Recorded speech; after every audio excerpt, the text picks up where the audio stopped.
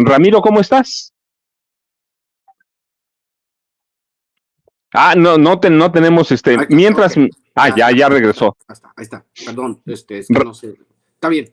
No, muy bien, Paco, contento, viendo cómo va el asunto de todo el desastre que se ha armado. De hecho, una amiga, Roxana, me mandó un video de Raquel Buenrostro explicando cómo funcionaba el cartel farmacéutico, decirle a la gente que, bueno, le jugaron sucio, le metieron una zancadilla a Ernestina Godoy, pero les puedo decir que igual la van a padecer para lo mejor en la Fiscalía General de la República, mi querido Paco. Imagínate que, que en vez de deshacerse de ella, pues ahora le den un puesto todavía más importante. Entonces, ahí vamos, lo de Argentina que decías, terrible el socialismo para ricos que operan allá. Y bueno, hay muchos temas por tratar, mi querido Paco, y ya anda aquí César, pues saludo a mi compadre.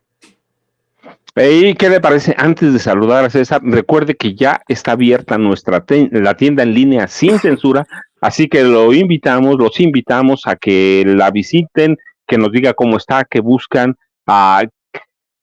lo que encuentren de La Familia Sin Censura lo tenemos en la nueva tienda Sin Censura en línea. Así que ahora platicamos más de ella. ¿Qué les parece si mientras saludamos al licenciado César Gutiérrez Priego? Ustedes lo conocen, parte de La Familia Sin Censura, abogado, especialista en derecho penal, en derecho militar y seguridad nacional, y comentarista y un articulista. Y yo digo, pues mire, siempre tengo una mesa de lujo. Abogado, ¿cómo estás? Muy bien, Paco, un placer saludarte, un placer saludar al buen Ramiro. Y pues aquí con todo el cúmulo de noticias que se han estado dando en este inicio de semana. Pues, ¿qué les parece si empezamos y aprovechando que tenemos, ya están aquí los dos, empezamos con lo que pasó en el Congreso de la Ciudad de México, en la legislatura, con esta zancadilla, como dice Ramiro, a Ernestina Godoy? Verdaderamente, yo pregunto, Ramiro, el veto que tiene, el cambio que va a haber en la Procuraduría, ¿va a frenar investigaciones contra el cártel inmobiliario? ¿Va a frenar investigaciones contra el tráfico de personas en el PRI de la Ciudad de México, que es añejo y además se destapa desde hace tiempo? ¿Cómo lo ves tú? No, y pues sacan a Ernestina y meten a Ulises Lara, ¿no? Que conoce el tema del cártel inmobiliario, el dedillo también. Entonces, obviamente, lo que se ve es que nada le sale a la oposición. Si su pretensión era como bien lo planteaba, César trabajó mucho el tema, lo estuve estudiando, estuve siguiendo sus tweets, ¿no? Donde él explicaba de dedillo cómo estaba funcionando. Alito se enojó con dos de las legisladoras que votaron a favor de la ratificación de Ernestina, no les alcanzó, anunció que las va a expulsar. Y pues obviamente pues el tema es que es bien interesante con el tema de los priistas y los panistas, porque para ellos la corrupción siempre es persecución política. O sea, no es corrupción, sino persecución política, aunque te agarren con las manos en la masa. Es esta la mentalidad con la que crecieron los priistas y los panistas de toda la vida, ¿no? Los panistas son unos priistas sin vergüenza, al menos algunos de los priistas, no es que sea lo más deseable, mi querido Paco, tú los has vivido y padecido en el Estado de México. Pero los panistas, acuérdate, tú que vienes del Estado de México, tenemos una figura maravillosa como Carlos Hank, ¿no? Aquel que construyó lo de un político pobre, es un pobre político, pero un tipo muy elegante, ¿no? Que te invitaba a su casa, y me acuerdo haber leído un libro de Andrés Oppenheimer, que pues obviamente es un cuate que no es necesariamente de izquierda, pero él hablaba, ¿no? De las formas del Meme Garza, por ejemplo, de Tamaulipas, que si te quería hacer quería dar, no sé, cabrito, pues él lo mandaba en un avión privado desde Tamaulipas, ¿no? Para comer. Ahorita no te preocupes, ahorita vamos a comer, nomás en cuanto llegue el cabrito. ¿Dónde está? En Tamaulipas, ¿no? Lo mandé a hacer en Tamaulipas y tengo un avión exclusivo, ¿no? Para llegar. Eran elegantes los priistas en su corrupción, que no dejaba de ser corrupción, ¿no? En el caso de los panistas, obviamente, los panistas, pues yo les puse, se hizo famoso, no sé si recuerdas, mi querido Paco, mi querido César, yo les puse el Ku Klux Klan, ¿no? Y se hizo viral. Y Vicente me decía, oye, Ramiro, ándalo, el Ku Klux Klan. Y yo, oh, sí, yo les puse, ¿no? Y la extrema derecha panista, pues obviamente piensa que el concepto patrimonialista del presupuesto, como lo decía Octavio Paz en El laberinto de la soledad, ¿no? El político tiene este concepto, sobre todo el PRIAN tiene el concepto patrimonialista, piensan que el presupuesto les pertenece. Recuerda que yo creo que era aquel cuate del Congreso de Michoacán que decía que él se podía gastar el presupuesto hasta en prostitutas si él quería, ¿no? Y luego lo corrieron. Pero esta idea, esta lucha, esta idea que es muy importante que entienda el público sin censura, esta idea de que los priistas y los panistas solo son víctimas de una persecución política por un régimen opresor, cuando todas las evidencias apuntan, hay muchos en la cárcel del cartel inmobiliario, ya nomás faltan algunos de los jefes, pues no deja de ser ridículo. Y también, pues obviamente, los funcionarios honestos son una piedra en el zapato para todos. Te digo, estaba viendo lo Raquel Buenrostro, todos los funcionarios, muchos de los funcionarios de primer nivel de la Cuarta Transformación que realmente están trabajando por hacer un cambio en el país. Y obviamente Ernestina Godoy, como te decía en un principio, pues no tuvo los votos necesarios, pero no importa, pues ahí va a haber, ella tiene mucho potencial para ocupar otros cargos. No me gustaría en el Senado, a mí me gustaría para que se fuera a la federal, o no sé lo que piense mi querido César. Fíjate, ahora que hablas a Ramiro de esa generación de políticos como Manuel Garza González, el Meme Garza, o como Carlos San González, la verdad es que a mí me tocó entrevistarlos a los dos en el Estado de México, fíjate, y fuera de ahí también eran políticos exquisitos, seductores, claro, rateros, ladrones y demás, pero eran muy seductores y eran corruptos. Lo único que tienen diferente con Alito es que Alito es un violento, es un agresivo, y aquellos eran muy seductores, ¿no? Pero bueno, licenciado, hoy se atribuye cualquier investigación a la persecución política. Antes los delitos dejaban de investigarse porque decíamos, fue narco, pues ya no se investigaba, que lo investigue la Federación si puede. Hoy dicen todos los políticos es persecución. ¿A dónde va a parar eso? ¿Dónde vamos a parar? Mira, maestro, hay que recordar algo, ¿no? Aquí ya existen incluso dos personajes de este denominado cartel inmobiliario, que es este cártel de políticos allegados al PAN junto con empresarios, ¿no? Y que sabemos todos los fraudes que han realizado en cuanto a las construcciones de edificios inmobiliarios en la delegación Benito Juárez principalmente. Pero no hay que olvidar que ya hay dos personajes que se declararon culpables y que llegaron a un acuerdo reparatorio. Ellos ya reconocieron abiertamente que sí existe un grupo que se dedica cotidianamente a realizar este tipo de fraudes, utilizando y torciendo la ley para sacar un beneficio económico. Entonces, no pueden decir que no existe. Todos sabemos también que Gutiérrez Alatorre se encuentra en prisión por trata de blancas, que esa investigación cómo se llevó a cabo, cómo se dio a conocer por medio de una investigación periodística de Carmen Aristegui en su momento, las consecuencias que ella tuvo que pagar y que Ernestina Godoy llegó y realizó el trabajo. Por supuesto que puede ser criticada por algunas otras cuestiones, pero aquí en México son tan perversos los políticos que, pues recordemos no solo no tienen memoria, sino que terminan politizando investigaciones de carácter criminal. Y aquí podemos ver que esas investigaciones, que por supuesto, pues ellos lo que estaban tratando de buscar era tiempo. Recordemos que hay un personaje que es quien es en este momento el precandidato de la oposición en la Ciudad de México y en el país, que aspira a ser jefe de gobierno. Y por supuesto que ellos lo que hicieron fue comprar tiempo, ganar tiempo.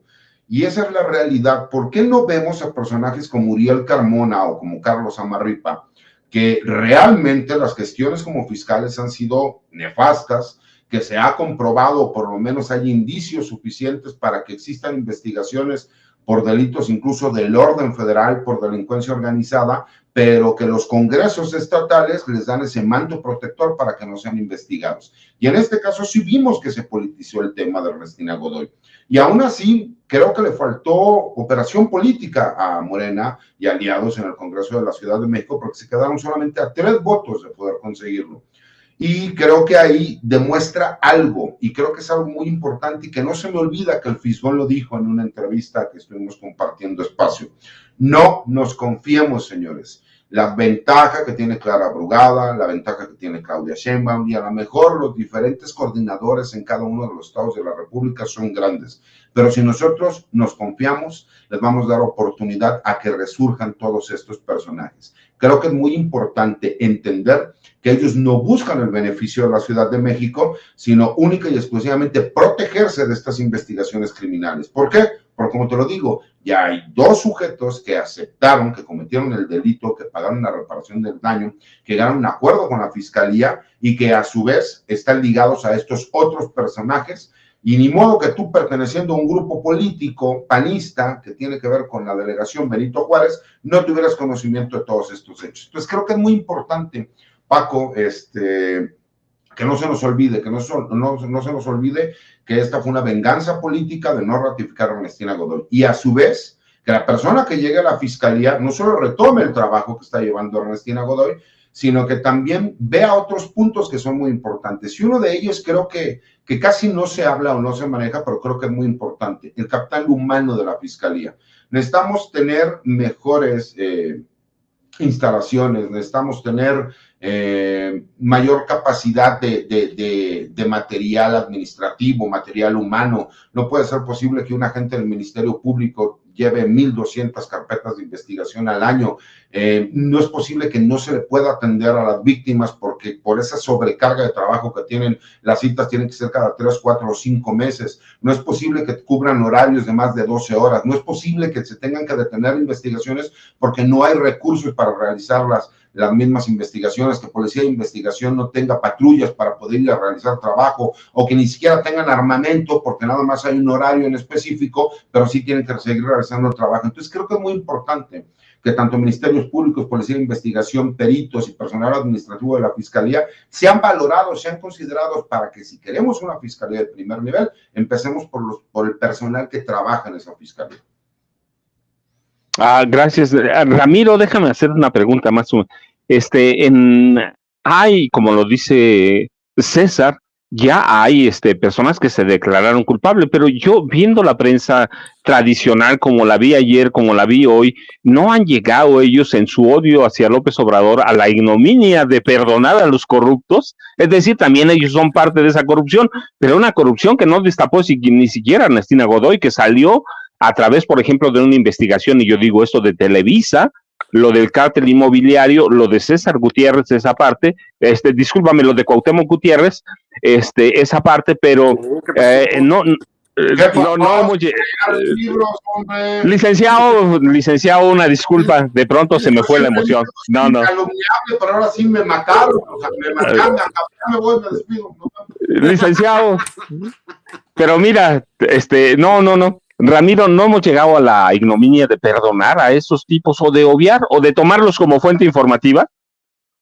Es que es bien interesante esta parte de los medios de comunicación, porque obviamente ahí es donde uno se da cuenta, mi querido Paco, que tiene una agenda política, porque al final de cuentas, en estos temas del debate, pues no sé si llamarlo debate en toda su extensión, pero en el tema de las agendas políticas y a quién defiende los medios de comunicación, pues obviamente hay un poderoso silencio, ¿no? El poderoso silencio que habla más que 1,000 palabras, el silencio de los medios de comunicación. Como tú dices, pues no hay loco que coma lumbre, y ellos saben perfectamente que en ese sentido transitan en una línea muy delgada. A mí me ha tocado, pues obviamente pues están los ejemplos, el presidente lo mencionaba esta mañana, ¿no? Como el caso de Sergio Sarmiento, que llegan hasta la ignominia, ¿no? Con tal de defender. Acuérdate aquella vez que agarraron al Sergio Sarmiento en un programa de los de televisión, ¿no?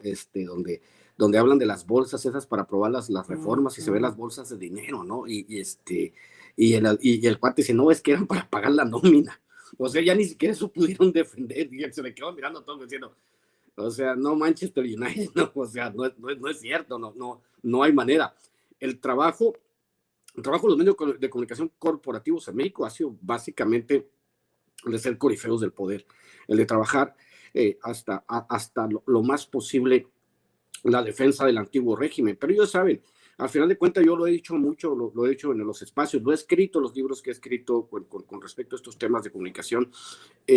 Cuando hay una transformación social, la transformación social es, en este caso, la de la 4T llegó para quedarse, no se va a ir en el corto plazo ni en el mediano plazo.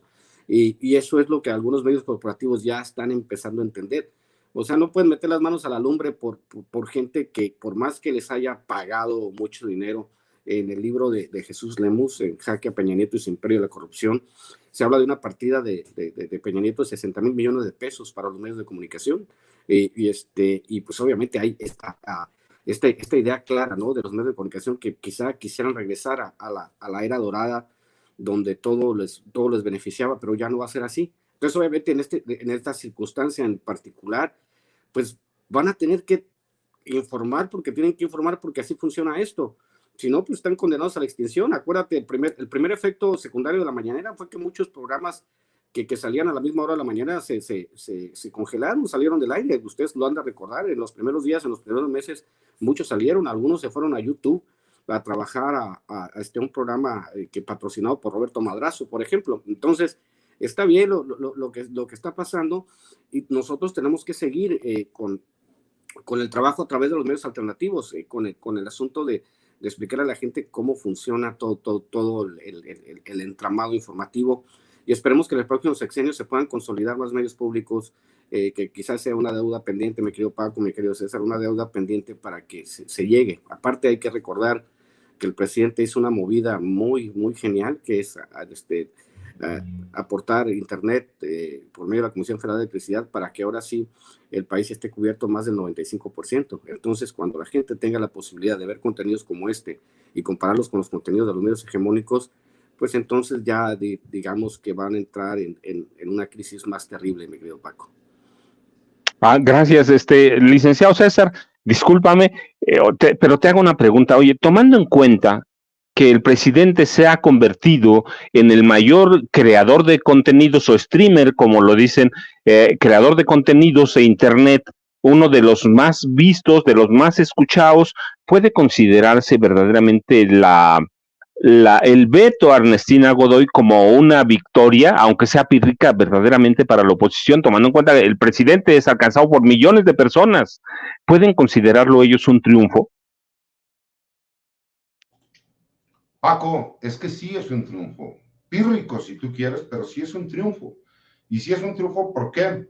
Porque demostraron que en su momento se buscó que Carlos Amarripia y Uriel Carmona, que son fiscales del estado de Morelos, uno y el otro de Guanajuato, y que hay investigaciones de carácter federal en contra de ellos, siguen estando como fiscales. Y que aquí Ernestina Godoy, que sí fue en contra de un grupo político y de un grupo empresarial ligado al Partido Acción Nacional, que fue en contra de estos priistas acusados de trata de blancas y de prostitución, no fue ratificada. Entonces creo que sí hay un triunfo, por supuesto, es un triunfo pírrico y mínimo, pero lo existe. ¿Qué demuestra esto? Que si la gente que apoya la Cuarta Transformación y que quiere un cambio real en el país, quiere que realmente se lleve el cambio, no podemos bajar los brazos. Incluso te voy a comentar algo.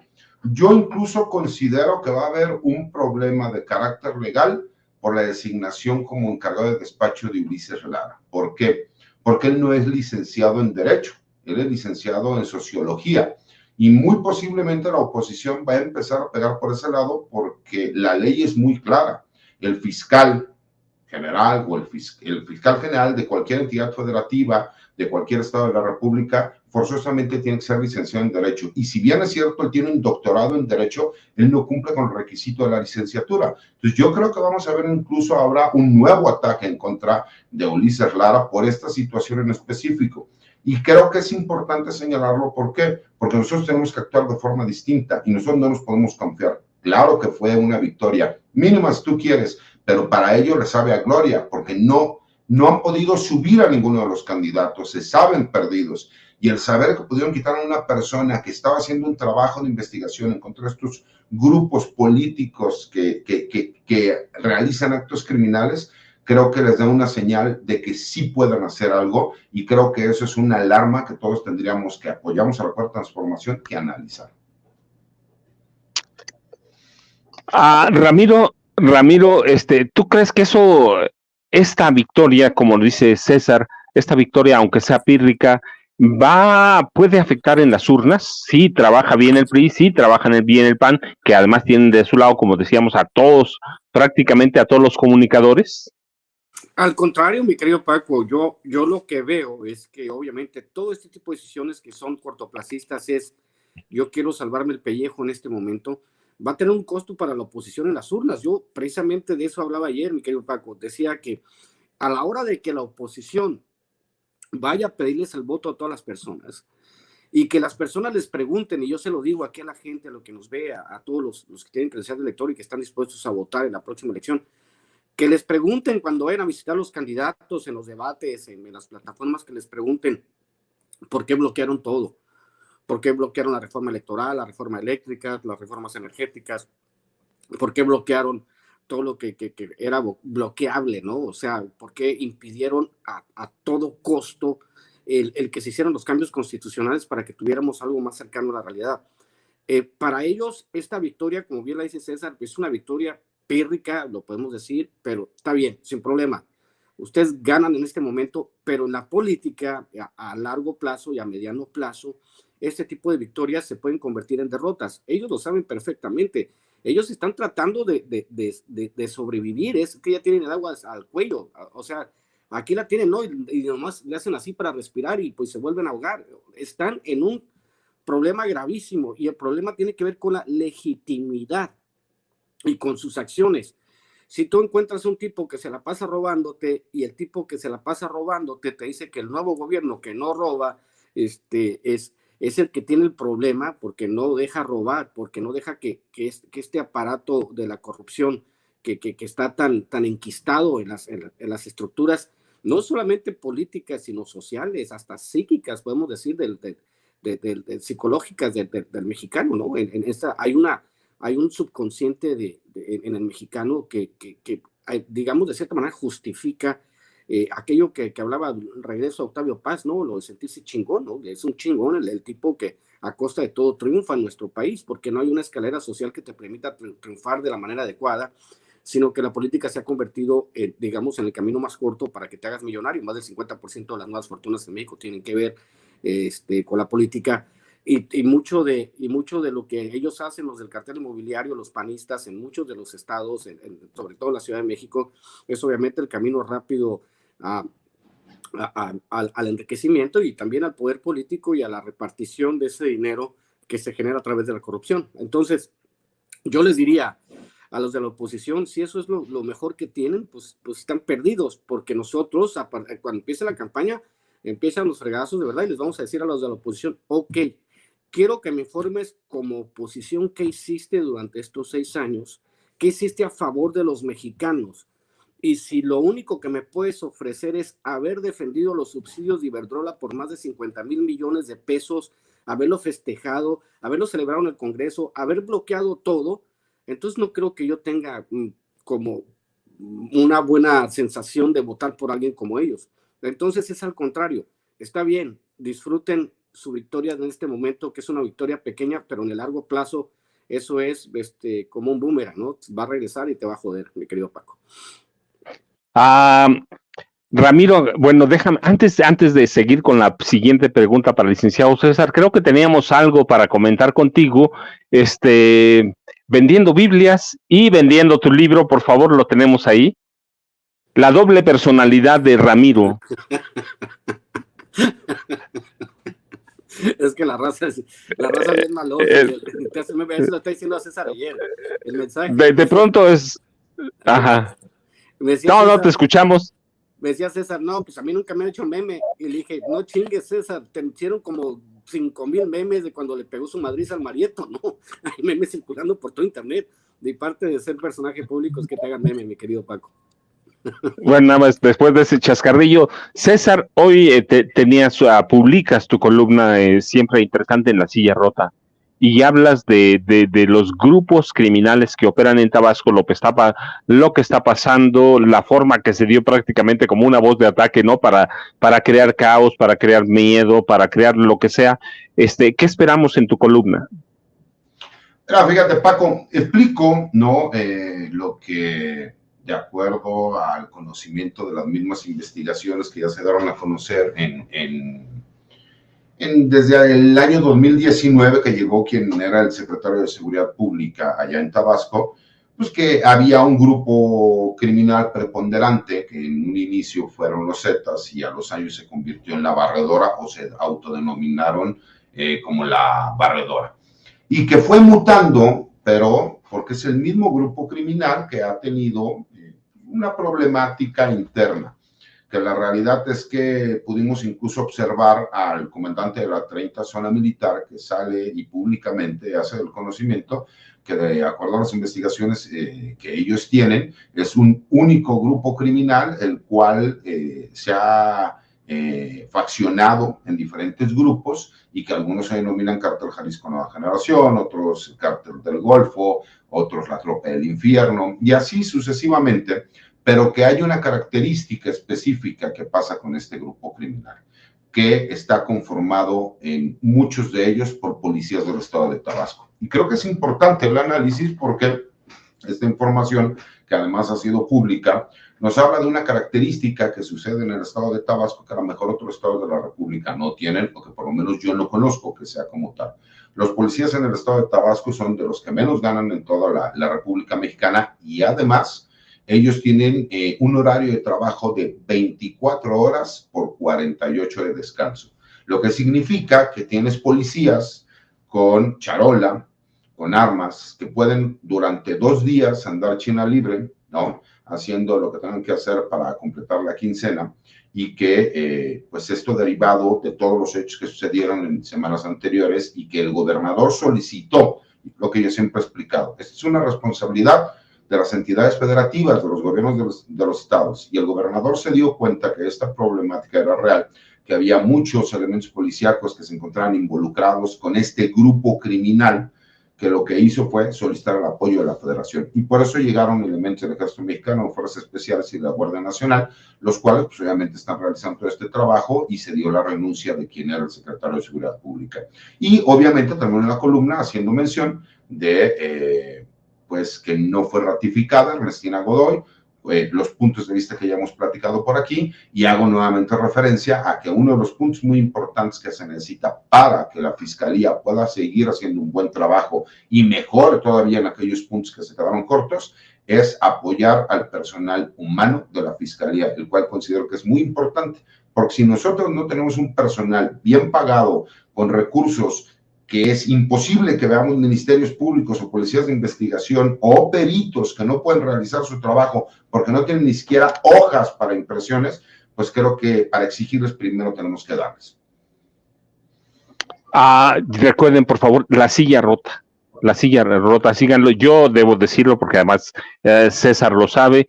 Cuando puedo citarlo, la verdad es que yo lo leo siempre que publica y cuando estoy en algunas entrevistas, en algunas otras participaciones, siempre lo cito. Síganlo, por favor. César sabe lo que está hablando, lo mismo que Ramiro, pero antes de despedirme y de agradecerles como siempre, ¿a dónde los buscamos? César, ¿con qué te despides? ¿A dónde te buscamos? ¿A dónde te vemos? Paco, manejo personalmente mi cuenta de Twitter, ahora X, que es @CesarGutiPri. Estoy subiendo algunas videocolumnas a TikTok y a mi página de YouTube, que es César Gutiérrez Priego. En TikTok aparece como @CesarGutiPri, igual que en X o anteriormente Twitter. Y obviamente todos los martes en la columna de opinión que escribo en La Silla Rota y los jueves en el blog de información militar y seguridad nacional Campo Marte. Son bien interesantes. Ramiro, ¿con qué te quedas? ¿Con qué nos dejas? ¿A dónde te buscamos? ¿A dónde te vemos?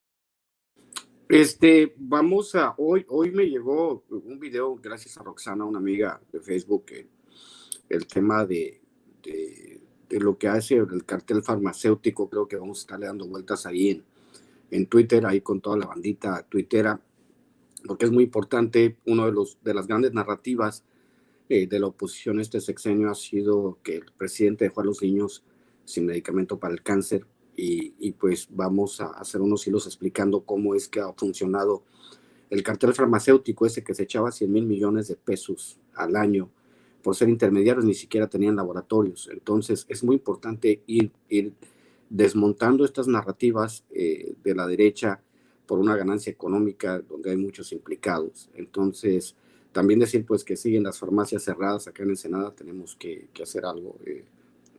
Mis amigos que tienen las farmacias cerradas, 31 farmacias en Ensenada, y vamos a ir trabajando, empujando para que se reabran las farmacias, porque son muchos los trabajadores, los dueños que están muy atrasados con sus pagos. Y pues ya saben, @Ramiro Atondo, @Chairo Ilustrado en Twitter, y pues los que quieran libros en preventa del Ficcionario de la Derecha, pues ahí está. Y ya estamos terminando el otro libro de Migrante. Estamos todavía en una discusión por el título, con qué título nos vamos a quedar, pero pues próximamente también un homenaje a toda la comunidad migrante en Estados Unidos. Yo mismo fui migrante más de 20 años, entonces estamos trabajando en eso, y pues un gusto siempre compartir con mi compadre César en estos espacios, y un gusto compartir contigo, Paco.